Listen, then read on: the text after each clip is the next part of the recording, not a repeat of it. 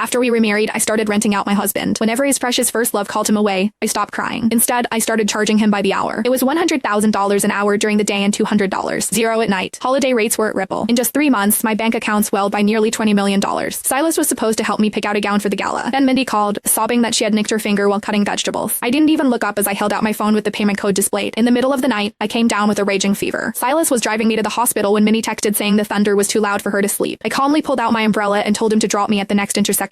Seeing his hesitation, I just smiled. Don't forget to wire the money. Then came the day of my daughter's scheduled heart check minus up. Mindy called again. Hugo wants to go to the theme park. He needs a man to go on the big coasters with him. Silas hung up and turned around, about to give my daughter an excuse. Maisie beat him to it, holding out her hand just like I did. It's okay, Daddy. Just pay up. Today is a triple minus rate day. Silas's face twisted, his guilt instantly replaced by anger. He stood up and pointed a finger at me, his voice trembling with disappointment. Jade Sterling, is this really how you're raising our child? I calmly pulled Maisie behind me. What's wrong with it? If she can't have love, she might as well have money. I didn't learn that lesson until after our first divorce. Why shouldn't she learn it now? Silas was speechless. His phone rang again and Mindy's son, Hugo, yelled through the speaker. Uncle Silas, hurry up. You promised to ride the Iron Dragon with me 100 times. Maisie gripped the hem of my shirt tightly. Noticing her movement, Silas actually hesitated for once. He reached out, trying to pat her head. Be a good girl, Maisie. Go to the clinic with Mommy today. Once you're better, Daddy will take you to the park, okay? Maisie ducked away from his hand and blinked her large eyes. It's fine, Daddy. Just give me the money. Silas's face darkened completely. Jade, you and your daughter can keep playing these sick games. He spat as he stormed out. You're both absolutely impossible. The front door slammed shut, vibrating through my very soul. Maisie tugged on my arm and showed me her smartwatch. Mommy, Daddy sent a lot of zeros this time. Is this enough for Maisie's surgery? Looking at her pale face, I fought back my tears and pulled her into a tight hug. It's enough. Once you're done with surgery, Mommy is taking you far away from here. While waiting for the test results, several notifications popped up on my phone. It was a tabloid leak of Silas at the theme park with Mindy and her son. The caption read, Billionaire Silas Sterling spotted with new flame. The child already calls him Daddy. I zoomed in on the photo, looking at Silas's relaxed, genuine smile. I couldn't remember the last time he had smiled like that at me or Maisie. My hand shook as I closed the app. When I refreshed, the post had been deleted. A second later, Silas called. Jade, don't be mad. That was just some trashy media making things up. I've already paid to have those articles scrubbed. I realized he was referring to Hugo calling him Daddy. I'm not mad. Kids say things without thinking. So if I've rented you out to them, you should focus on being a good companion. I hung up before he could respond. Maisie's report came back, and the doctor said her condition was stable. We could schedule her heart bypass surgery for next month. My leg's not weak, and I almost collapsed on the floor. When Silas first divorced me from Mindy, he wanted to teach me a lesson. He hired the most ruthless lawyers to ensure I walked away with zero assets. The very next day, Maisie was diagnosed with myocardial ischemia. She was at risk of sudden cardiac arrest at any moment. Because of Silas's influence, no company dared to hire me. No friends or relatives were willing to lend me a single cent. Watching Maisie's health deteriorate, I finally swallowed my pride and went back to him. Finally today, she was out of immediate danger. After confirming the surgery date, I submitted our visa applications to an agency. A message from Silas popped up, when are you coming home? I made your favorites. I didn't reply. An hour later, I pushed open the front door. Silas was at the dining table, putting food onto Mindy and Hugo's plates. The cozy atmosphere made it feel like my daughter and I were the intruders. Jade. Silas stood up abruptly and walked to the door to take my bag. Mindy's landlord suddenly stole